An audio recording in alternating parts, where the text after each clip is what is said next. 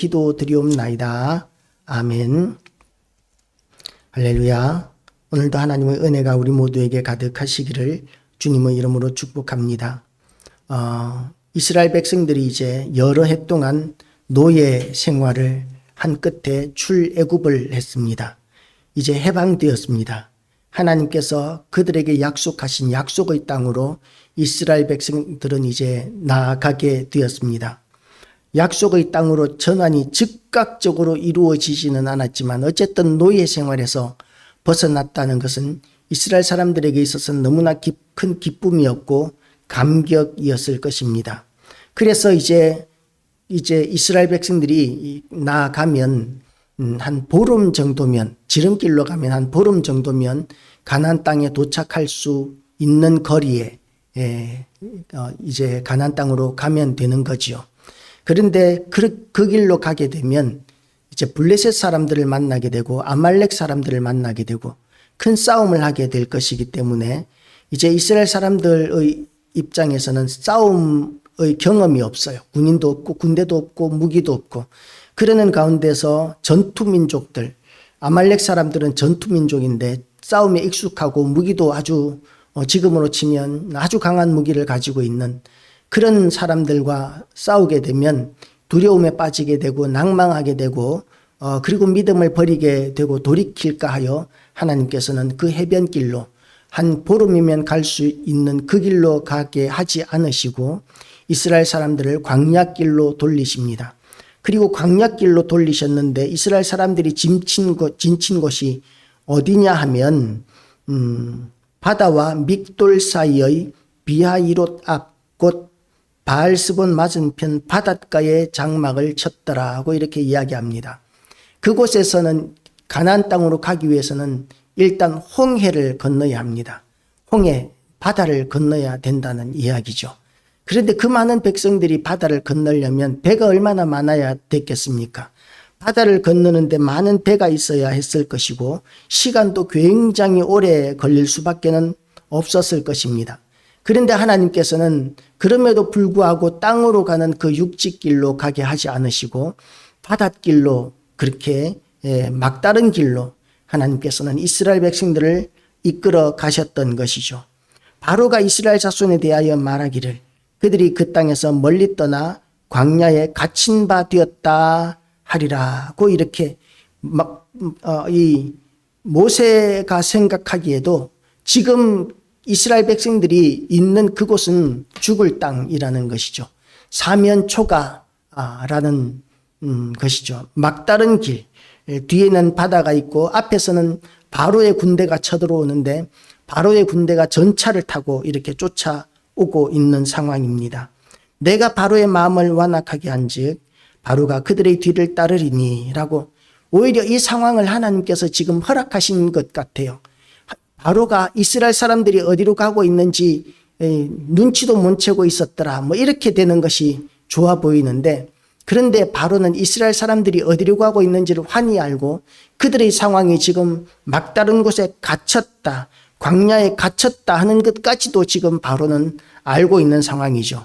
거기에다가 하나님께서 주시는 말씀은 내가 바로의 마음을 완악하게 한즉 바로가 그들의 뒤를 따르리니 내가 그와 그의 온 군대로 말미암아 영광을 얻어 애굽 사람들이 나를 여호와인 줄 알게 하리라 하시매 라고 이렇게 말씀하시는 거예요.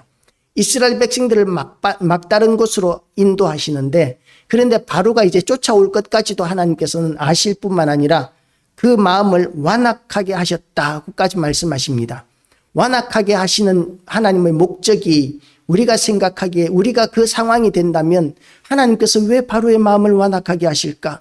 그냥 내버려 두시고 이스라엘을 잊어버리게 하시면 그러면 이스라엘 백성들이 무사히 편안하게 그렇게 가나안 땅까지 갈 수 있을 텐데 왜 저 무서운 애굽의 군대가 쫓아올 수 있도록 하나님께서 바로의 마음을 완악하게 하시고 그들의 뒤를 이스라엘 사람들의 뒤를 왜 따라오게 하실까 하고 당연히 의문을 가질 수 있는 상황입니다.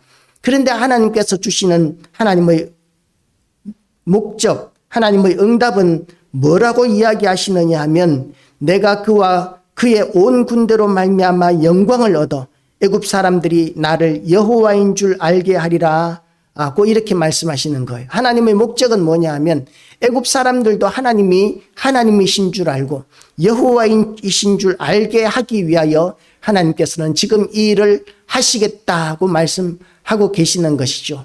그러니까 이스라엘 사람들은 이제 일단은 하나님의 명령에 순종해서 무리가 그대로 행합니다. 그대로 행하는 것이 뭐냐면 막다른 길로 가고 있는 거예요. 거기에서는 이제 도망갈 수도 없는 그런 상황, 그 막다른 함정과 같은 그곳으로 이스라엘 사람들은 이제 행군을 하게 됩니다. 그리고 역시나 아니다 다를까 애굽 사람들은, 애굽의 군대들은 이스라엘 사람들을 쫓아 나옵니다. 그 백성이 도망한 사실이 애굽 왕에게 알려짐에 바로와 그의 신하들이 그 백성에 대하여 마음이 변하여 이르되 우리가 어찌하여 이스라엘을 우리를 섬기면서 놓아 보내었는고 하고, 그 당시에 노예는 재산입니다.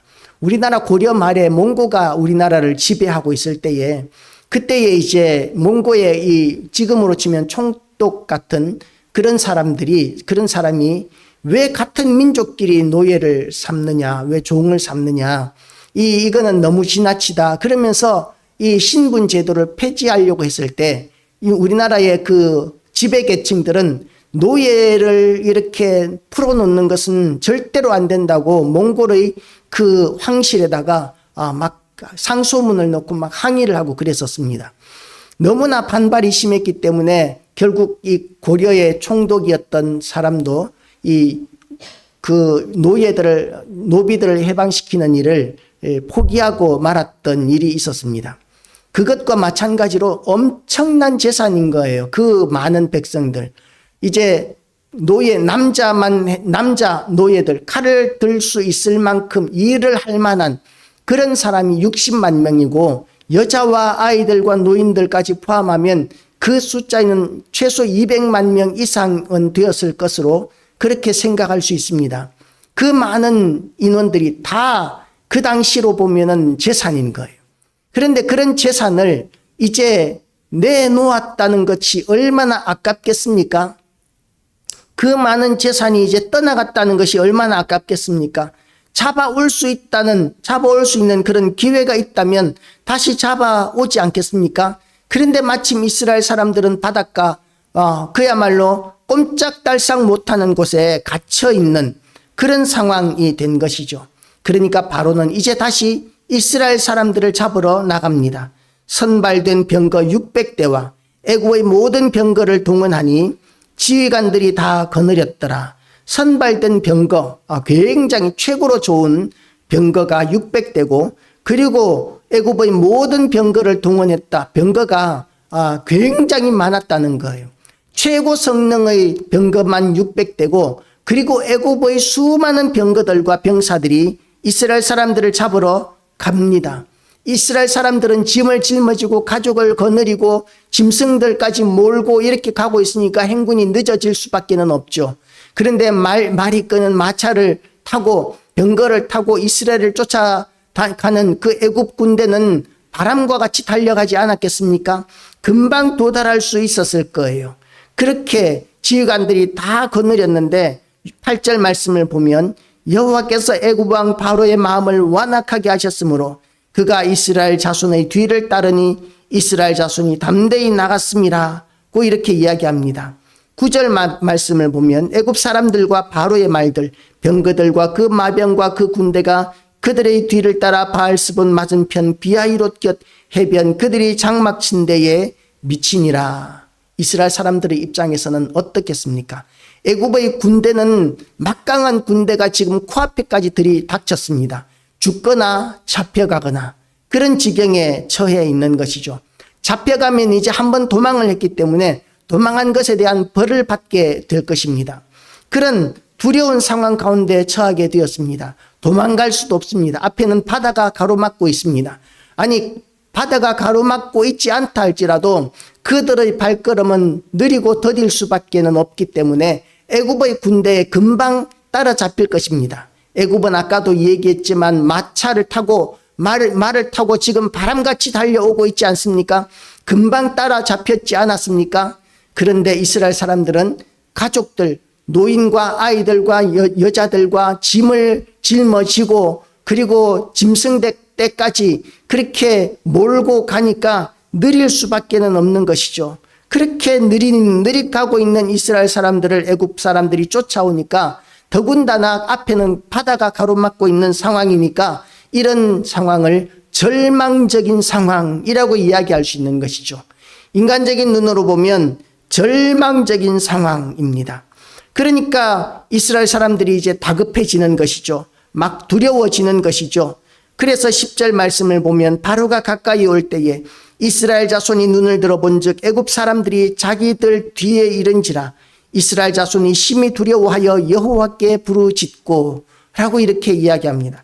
하나님 앞에 부르짖는 거죠. 이제는 발등에 불이 떨어졌고 이제는 헤어날 길이 없으니까 이제 하나님 앞에 간절히 부르짖는 것입니다. 지푸라기라도 잡는 마음이었을 것입니다. 하나님께서 구해 주실 것이라고 도와주실 것이라는 그런 담대한 믿음은 없고 그냥 두려워하는 마음으로 지푸라기라도 잡고자 하는 그런 마음으로 하나님 앞에 부르짖었던 것 같습니다. 이스라엘 사람들에게는 아직까지 하나님을 절대적으로 신뢰하는 믿음이 없었던 것 같아요. 그리고 또 그들이 모세에게 이르되 애굽에 매장지가 없어서 당신이 우리를 이끌어내어 이 광야에서 죽게 하느냐 어찌하여 당신이 우리를 애굽에서 이끌어내어 우리에게 이같이 하느냐 그러면서 이 모세를 원망하는 거예요. 출애굽할 때만 해도 얼마나 신이 났겠습니까? 이제 노예 생활하던 데서 이제 해방이다. 이제는 자유다 그러면서 소리치면서 나왔는데 이제는 죽을 위기에 처하게 되니까 당신 때문에 우리 다 죽게 되었다라고 이렇게 이야기하는 거예요. 12절 말씀을 보면 우리가 애굽에서 당신에게 이런 말이 이것이 아니냐 이르기를 우리를 내버려 두라 우리가 애굽 사람을 섬길 것이라 하지 아니하였더냐 애굽 사람을 섬기는 것이 광야에서 죽는 것보다 낫겠노라고 이렇게 이야기합니다. 그러니까 하나님은 수치를 당하는 것을 가장 싫어하시는데 그런데 이스라엘 사람들은 차라리 수치를 당할지라도 우리가 사는 것이 낫겠다. 수치 가운데서 종생활하고 노예 생활을 하더라도 비참하게라도 우리는 살고 싶다라고 이렇게 이야기를 하는 거예요. 우리가 그곳에서 애굽 사람들을 섬기는 종으로 그냥 살도록 내버려 두지 뭐 때문에 당신이 우리를 이끌어냈느냐 라면서 이렇게 모세를 원망하는 것이죠. 믿음이 없는 사람들은 이런 반응을 나타내게 됩니다. 믿음이 없으면 어떤 문제를 만나든지 그 문제에 대해서 누군가에게 핑계를 대게 되고 그리고 또한 그 사람에게 책임을 묻고 그 사람에게 이제 비난을 가하는 이런 것들이 일반적인 사람들의 모습이죠. 비난을 하고 또한 이 책임을 지라고 이야기하고 강요하고 이러는 일을 하는데 그런 것들은 믿음이 없는 사람들의 모습입니다. 거기에 대해서 모세는 뭐라고 이야기하느냐 하면 모세가 백성에게 이르되 너희는 두려워하지 말고 가만히 서서 여호와께서 오늘 너희를 위하여 행하시는 구원을 보라.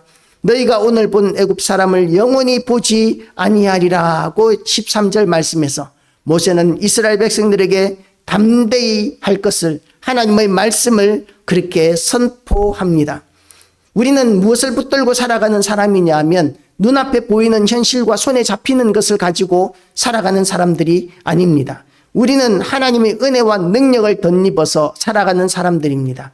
하나님의 능력으로 우리는 이 땅을 살아가기 때문에 눈앞에 닥치는 어떤 현실 가운데서도 두려워할 필요가 없습니다. 하나님은 전능하신 하나님이시기 때문에 그렇습니다. 하나님은 우리가 상상할 수 없는 일들을 능히 하시는 하나님이십니다. 불가능한 상황에 우리는 얼마든지 직면할 수 있습니다. 불가능하지 않은 우리가 할 수 있는 문제에 부딪히게 되면 힘들더라도 그것 때문에 근심하거나 두려워하지는 않죠. 해결하면 되니까. 그런데 우리가 두려워하고 근심하는 이유가 뭐냐 하면 도저히 우리가 해결할 수 없는 문제에 부딪히게 되었을 때 우리는 두려워하게 되고 걱정하게 됩니다. 2차 세계대전이 터졌을 때에 2차 세계대전에 나갔던 미군 청년들 가운데서 미국 청년들 가운데서 23만 명 정도가 그 전쟁통에 죽임을 당했다고 합니다. 생명을 잃었다고 합니다. 2차 세계대전 동안 23만 명이 죽는 전사하는 그동안에 미국에서 병사들을 자기 아들을 군인으로 보낸 어머니들은 부모님들은 그 자식을 근심하느라고 100만 명 이상이 그 근심하는 가운데서 죽어갔다고 합니다. 너무나 근심하고 걱정하는 가운데서 건강을 해치고 죽어버리는 것이죠. 그렇게 우리는 근심하고 두려워하게 되면 질병이 생기고 건강이 무너지고 그리고 비극적인 이런 일들이 점점 더 심각해지게 되는 것을 경험하게 됩니다. 근심해야 되는 문제에 대해서 우리가 근심을 내려놓기 위해서는 어떻게 해야 하느냐 하면 그 근심보다도 우리의 문제보다도 훨씬 더 크신 하나님께 대한 믿음과 소망을 가져야 하는 것입니다. 하나님을 바라보지 못하면 우리는 근심할 수밖에 없고 두려워할 수밖에는 없습니다. 세상은 자꾸만 우리를 노예로 삼고 멸망시키려고 우리를 자꾸만 부정적인 방향으로 믿음을 버리는 방향으로 몰아가려고 합니다. 그럴 때 우리가 하나님을 바라보고 하나님께 향한 확고한 믿음을 가지게 되면 마귀의 그 어떤 공격과 어떤 작전 가운데서도 우리는 승리할 수 있다는 것을 믿으시기 바랍니다. 우리는 하나님께서 붙드시는 것을, 하나님께서 능력 있으신 것을 붙들어야 합니다. 우리는 비록 연약하지만, 우리는 보잘것없지만, 우리 힘으로는 해결할 수 없는 문제 앞에 서 있어서 우리는 절망적인 상황에 있지만, 그러나 우리 하나님은 그 능력, 그 문제보다도 훨씬 크신 하나님이시기 때문에 하나님을 바라보고 하나님을 의지하면 하나님께서는 우리의 모든 문제를 해결해 주신다는 그 믿음을 우리는 붙들어야 한다는 것입니다. 하나님은 기적을 행하시는 하나님이십니다. 하나님은 불가능한 것이 없으신 하나님이십니다. 우리는 불가능한 일이 많고 어려운 일들이 많지만 하나님께는 불가능한 일, 어려운 일들이 하나도 없는 줄 알고 우리가 온전히 하나님을 바라보고 의지하는 그런 견고한 믿음을 가지게 되시기를 축복합니다. 우리는 어려움을 통해서 우리를 돌보시는 하나님을 신뢰할 수 있습니다. 어려운 문제를 부딪히면 하나님을 의지하고 하나님을 바라보고 하나님 앞에 기도하면서 하나님께서 응답해 주시는 경험들을 가지게 됩니다. 하나님께서 도우시는 경험을 가지게 됩니다. 우리가 하나님으로부터 도움받을 일이 하나도 없으면 하나님을 바라보고 의지할 하나님 앞에 간절히 매달릴 만한 그런 이유가 전혀 없는 것이죠. 우리의 삶의 태도는 완전히 달라질 것입니다. 아무런 어려움이 없고 문제가 없는데 왜 하나님을 의지하겠습니까? 내 힘으로 살아가면 되는데요. 그런데 이 세상은 우리 힘으로 해결할 수 없는 너무나 많은 문제들이 있습니다. 그런 문제들 때문에 우리는 하나님을 더욱더 바라보고 의지할 수 있는 것이죠. 이스라엘 백성들은 애굽 군대가 다가오는 것을 보고 두려워했었습니다. 애굽에서 나올 때에 출애굽할 때 그들의 마음은 지극히 낙관적이었습니다.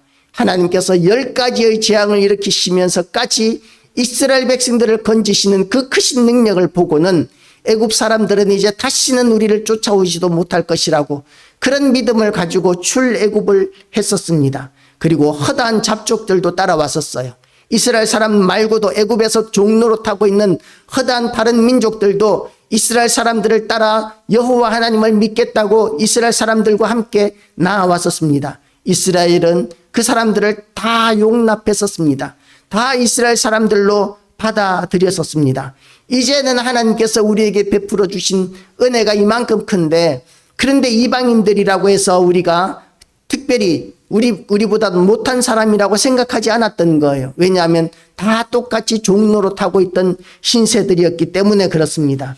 그런데 이제 막상 어려운 문제가 부딪히고 어떻게 해결할 수 없는 상황에 처하게 되니까 이제는 이스라엘 백성들을 인도하는 데 쓰임받은 모세를 원망하고 아론을 원망하고 그리고 하나님까지도 원망하는 것이죠. 절망에 빠진 이스라엘 백성들은 모세를 향하여 우리가 당신에게 그렇게 말하지 않았느냐는 태도를 취하면서 내가 전에 그렇게 말하지 않았느냐고 이야기하면서 모세를 원망하고 책망하고 이제는 우리가 차라리 애굽 사람들을 도우면서 사는 것이 낫겠다고, 차라리 노예 생활하는 것이 낫겠다고 그렇게 모세를 원망하고 있는 것이죠. 우리는 어려운 상황을 만나게 되면 두 가지의 선택을 할 수 있습니다.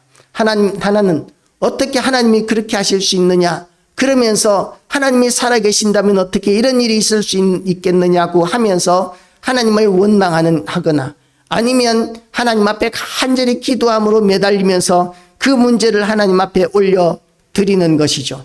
하나님 앞에 올려드리는 사람, 이것이 믿음이 있는 사람이라는 것이죠.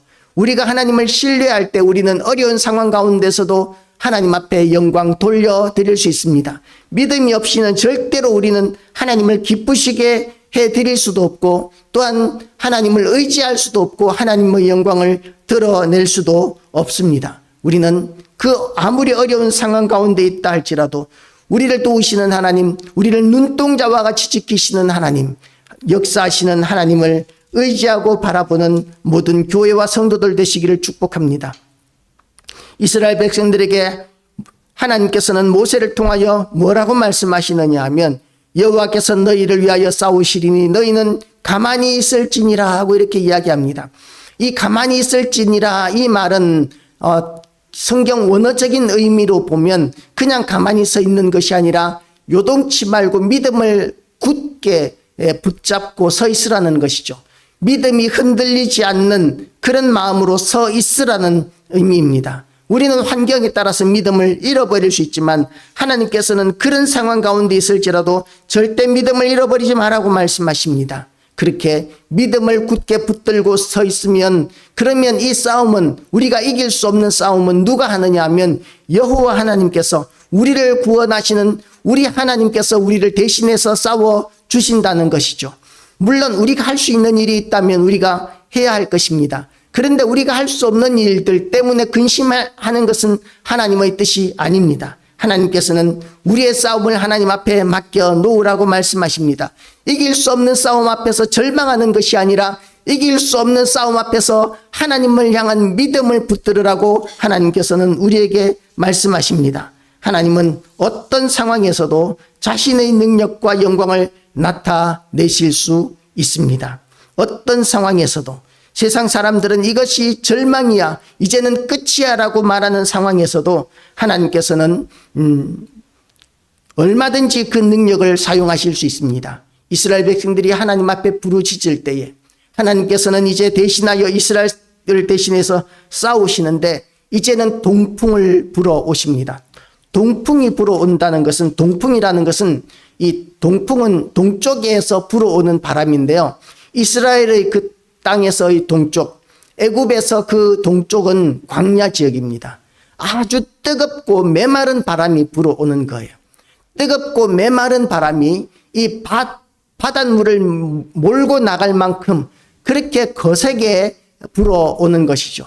그러니까 지금 우리가 영화를 본다거나 그림을 보면 홍해를 건너는 이스라엘 백성들에게 바다가 이렇게 좁은 통로로 이렇게 착 갈라지는 그런 모습을 보여주는데요. 아마도 그 좁은 통로가 아니라 온 민족이 적어도 한 200만 명 이상이 짐승들과 함께 건너갈 수 있는 아주 넓은 길이 만들어졌을 것이고 그 넓은 길을 성경은 뜨거운 동풍으로 그렇게 바닷물을 몰아내시면서 만드셨다 하고 이렇게 이야기합니다. 밤이 새도록 그 뜨거운 바람이 불어옵니다. 그 뜨거운 바람, 그 강한 바람, 바닷물을 몰아낼 만큼 강한 바람이 밤새도록 그렇게 불어오니까 이제 바닷물이 밀려가고 바닷물이 밀려가고 남은 그 땅, 이제 드러난 그 바닥의 땅은 이제는 그 뜨거운 바람 때문에 마르게 됩니다. 만약에 그 땅이 마르지 않는다면 이스라엘 사람들 200만 명 이상, 200만 명, 300만 명 되는 사람들이 지나가면 그 길은 진흙탕이 될 것이고 처음에 몇 사람은 쉽게 건너가겠지만 그 뒤에 오는 사람들은 진흙탕, 뻘투성이의 땅이 되어버린 그 땅을 지나가기가 쉽지 않았을 것입니다. 그런데 하나님께서는 뜨거운 동풍으로 바다를 밀려가게 하실 뿐만 아니라 그 땅을 또한 바싹 말리시는 거예요. 아무리 건너가도 그 땅이 이제는 진창이 되지 않도록 진흙탕이 되지 않고 뻘이 되지 않도록 그렇게 이스라엘 사람들을 위하여 하나님께서는 길을 내셨던 것입니다. 그리고 그 땅을 이스라엘 백성들은 이제 마른 땅으로 건너가게 됩니다. 그리고 애굽 사람들에게는 하나님께서 가까이 오지 못하도록 이스라엘을 공격하지 못하고 가까이 오지 못하도록 이 애굽과 이스라엘 사이에는 하나님께서는 그 장막을 치시고 하나님의 장막을 치시고 이스라엘을 공격하지 못하게 하셨습니다. 이스라엘 백성들이 다 건너갈 때까지 20절 말씀을 보면 애굽 진과 이스라엘 진 사이에 이르러 서니 저쪽에는 구름과 흑암이 있고 이쪽에는 밤이 밝음으로 밤새도록 저쪽이 이쪽에 가까이 못하였더라. 그냥 어두움이 있으면 그러면 횃불을 들고 올 수 있어요. 횃불을 들고 올 수 있는데 구름이 이제는 한 치 앞을 볼 수 없는 구름이 이스라엘과 애굽 사이에 이렇게 꽉 내려앉으니까 애굽 사람들이 횃불을 켜도 땅이 안 보이고 길이 안 보이는 거죠. 그러면 이제 전진할 수가 없습니다. 그래서 이렇게 이스라엘 사람들은 이 홍해를 무사히 다 건너게 되고 애굽 사람들은 이스라엘 사람들에게 가까이 가지도 못하는 그런 방법으로 하나님께서는 이스라엘을 도우셨습니다. 이제 이스라엘 사람들이 홍해를 다 건너고 나니까 여호와의 구름 기둥은 이스라엘 사람들을 인도하기 위하여 이제 자리를 옮깁니다. 여태까지 애굽 사람들이 전진하지 못하도록 가로막고 있었는데 하나님께서 이스라엘 백성들을 인도하기 위하여 이스라엘 사람들을 위로 이제 이동하십니다. 그러니까 애굽 사람들에게 이제 길이 열리게 되었죠. 애굽 사람들은 열려있는 그 길을 통해서 이제 이스라엘 사람들을 잡으러 바다 가운데로 이스라엘 사람들을 위하여 열어놓으신 그 길로 애굽 사람들은 이제 진군을 하게 됩니다. 또다시 마차를 타고 병거를 타고 바람처럼 이렇게 이스라엘 향하여 쏜살처럼 달려오고 있는 것이죠. 그런데 하나님께서는 애굽 사람들이 그렇게 이스라엘을 공격하기 위하여 쳐들어오는 것을 그냥 보고 있지 않으셨습니다. 애굽 사람들과 바로의 말들, 병거들과 그 마병들이 다 그들의 뒤를 추격하여 바다 가운데로 들어오는지라. 새벽에 여호와께서 불과 구름 기둥 가운데서 애굽 군대를 보시고 애굽 군대를 어지럽게 하시며 그들의 병거 바퀴를 벗겨서 달리기가 어렵게 하시니 애굽 사람들이 이르되 우리가 이스라엘 앞에서 우리가 도망하자. 여호와가 그들을 위하여 싸워 애굽 사람을 치는도다라고 이렇게 고백을 합니다. 이 자꾸만 바퀴가 이렇게 빠지고 진창에 빠지고 길이 자꾸만 이렇게 지체되는 거죠. 쫓아갈 수가 없는 거예요. 이상하게 자꾸만 우연히 자꾸 발생하는데 바퀴가 빠지고 진창에 빠지고 뭐 길에 말이 날뛰고 이러면서 자꾸만 진도가 늦어지고 이 바다 가운데서 애굽 사람들은 오도 가도 못하는 지경이 되었습니다. 처음에는 어떤 지경이었습니까? 이스라엘 사람들이 오도 가도 못하던 지경이었어요. 그런데 이스라엘 사람들은 이제 바다를 통해서 난 그 길을 건너서 이제 지나가 버렸습니다. 그런데 애굽 사람들 바람과 같이 쏜살과 같이 그렇게 달릴 수 있는 병거를 타고 쫓아온 애굽 사람들이 이 홍해 한가운데서 오도 가도 못하는 신세가 되어 버렸습니다. 그리고 하나님께서 어떻게 하십니까? 여호와께서 모세에게 이르시되 내 손을 바다 위로 내밀어 물이 애굽 사람들과 그들의 병거들과 마병들 위에 다시 흐르게 하라 하시니 그렇게 해서 어떻게 됩니까? 애굽 사람들이 전부 다 이제 수장되어 버립니다. 그 많은 군대가 그 많은 병거가 이제는 물에 빠져서 올라오지도 못하는 거죠. 전쟁터에서는 갑옷이 유용합니다. 갑옷을 입고 있으면 화살도 막아주고 그리고 칼도 막아주고 그렇기 때문에 전쟁터에서 갑옷을 입고 있는 사람과 갑옷을 입고 있지 않은 사람이 싸우면 갑옷을 입고 있지 않은 사람이 절대적으로 불리한 것이죠. 그런데 바다 가운데서는 어떻습니까? 물에 빠졌을 때는 그 갑옷이 이 물에 사람을 가라앉게 만들고 수영을 하지 못하게 만듭니다. 다 그 애굽을 강하게 만들고 이스라엘을 위협했던 그 모든 무기와 장비들이 그 병거들과 그 갑옷과 이 모든 무기들이 애굽 사람들을 전부 다 물에 빠뜨리는 족쇄와 같이 되어버리고 그래서 애굽의 온 군대가 다 물에서 수장되어 버리는 놀라운 역사가 일어나게 됩니다. 그리고 그 일을 통해서 이스라엘 사람들은 그날의 30절 말씀을 보면 그날에 여호와께서 이같이 이스라엘을 애굽 사람의 손에서 구원하시매 이스라엘이 바닷가에서 애굽 사람들이 죽어 있는 것을 보았더라. 31절 이스라엘이 여호와께서 애굽 사람들에게 행하신 그 큰 능력을 보았으므로 백성이 여호와를 경외하며 여호와와 그의 종 모세를 믿었더라. 이 일을 통해서 이제 여호와와 모세를 믿었더라 하고 이렇게 이야기합니다. 그런데 이게 이스라엘 사람들에게는 참 문제거리인 신앙이에요. 기적과 표적이 있어야 믿는 신앙. 이거는 기적과 표적이 없어지면 금방 또 무너지는 신앙입니다. 우리의 신앙은 여호와 하나님의 말씀을 붙드는 신앙이어야 합니다. 하나님의 말씀은 언제나 있기 때문에 우리가 그 말씀을 붙들면 우리의 믿음이 언제나 견고할 수 있습니다. 그러나 기적은 항상 있는 것이 아니에요. 때때로 있는 것입니다. 물론 지금도 기적이 없지는 않아요. 우리가 기도하면 하나님의 놀라운 역사가 나타나는 것들을 얼마든지 볼 수 있지만 그것은 하나의 우리의 기쁨으로 삼아야 되고 간증거리로 삼을 수 있지만 우리 믿음의 근거는 하나님의 말씀인 성경이어야 합니다. 성경이 아닌 다른 것을 붙드는 신앙은 금방 무너질 수 있는 신앙입니다. 그렇게 성경이 말하고 있는 우리 하나님은 어떤 하나님이십니까?